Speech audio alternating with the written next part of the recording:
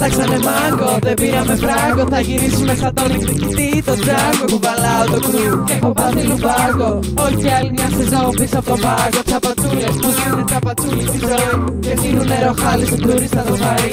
Αν η δουλειά δεν είναι ντροπή, τότε τρέφομαι πολύ, τότε τρέφομαι πολύ. Για δουλειά αυτό το σεζόν, οι τουριστές της long με έχουν κάνει να πηδάω σαν μπαλάκι του πινκ-πονγκ. Το κεφάλι μου βαράει σαν γκονγκ.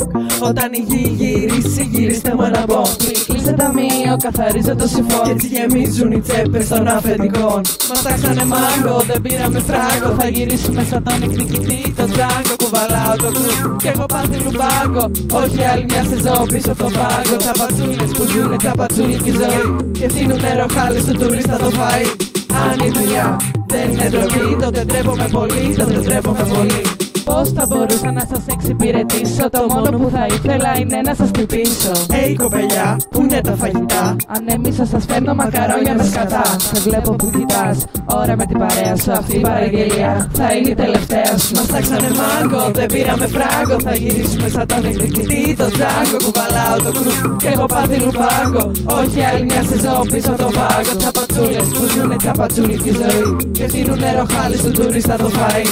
Αν η δουλειά δεν είναι ντροπή, τότε ντρέπομαι πολύ, τότε ντρέπομαι πολύ.